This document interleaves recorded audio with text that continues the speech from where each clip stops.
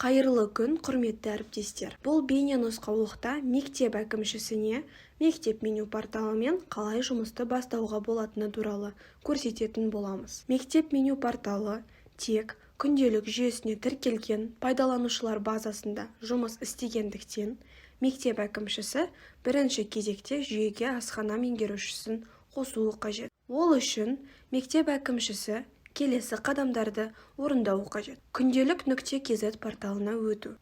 Менің мектебім бөліміндегі адамдар қойындысына өтіп, іздеу жолы арқылы асхана меңгерушісі құқығын тағайындайтын қызметкерді табу. Қызметкердің парақша параметрлеріне өтіп, жеке деректер қойындысында асхана меңгерушісі жолына қос белгіні қою, сақтау батырмасын басу. Ескерту: егер жүйеде асхана меңгерушісінің құқықтарын тағайындайтын қызметкер тіркелмесе, онда оны күнделік жүйесіне жаңа пайдаланушы ретінде тіркеп, асхана меңгерушісі құқығын беру қажет.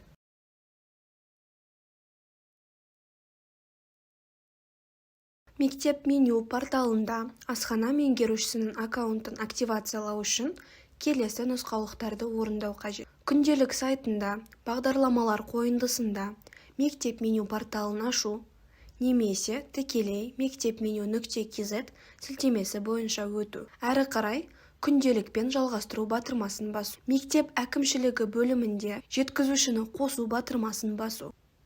Тамақ жеткізуші компаниясына қатысты деректерді көрсету. Яғни атауы, БСН немесе ЖСН номері, email почтасы, телефон нөмірі, мекен-жайы, келісім-шарттың нөмірі, шарттың басталуы және аяқталуы. Ал пікірді қажет болған жағдайда ғана көрсетуге болады. Сақтау батырмасын басу.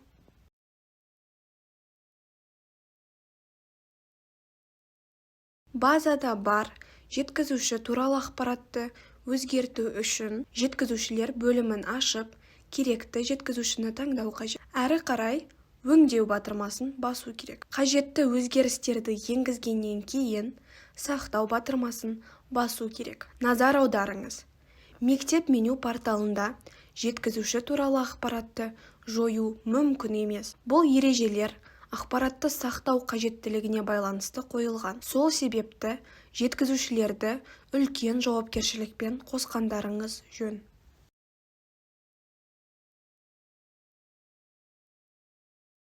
Мектептегі асхана меңгерушісі ұсыныс шарттарын қабылдағаннан кейін әкімшіге немесе жауапты қызметкерге асхана меңгерушісі құқығын беруі қажет. Ол үшін менің мектебім бөлімінде адамдар қойындысына өтіп, өзіңізді немесе мектептің тамақтануына жауапты қызметкерді табу қажет.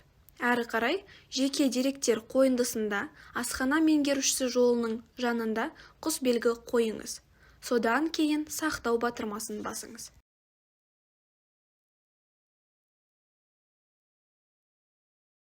Әкімші немесе мектептегі тамақтану туралы ақпаратты жариялауға жауапты қызметкер асхана меңгерушісі құқығын алғаннан кейін мектеп мәзірін толтыруды бастауы қажет. Ол үшін келесі қадамдар орындалады. Мектеп меню порталын ашу.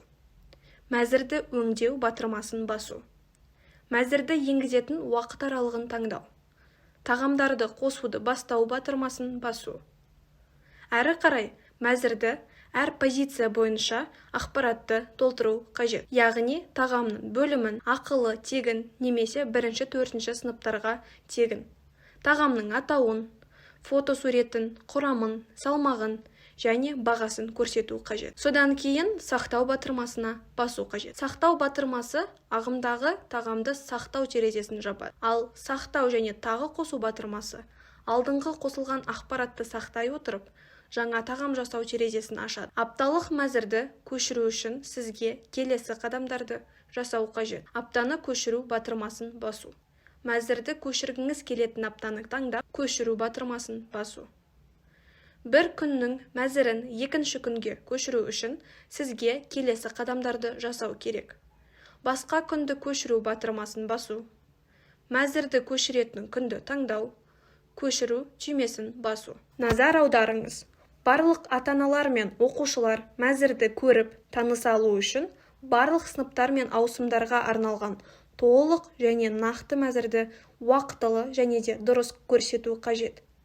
Мектеп мәзірі қосылғаннан кейін оны жариялау қажет. Кейін ол ақпарат барлық пайдаланушыларға қолжетімді болады. Мәзірді жариялаудың екі жолы. Белгілі бір күндегі жариялау батырмасын басу арқылы мәзірді тек бір күнге жариялау.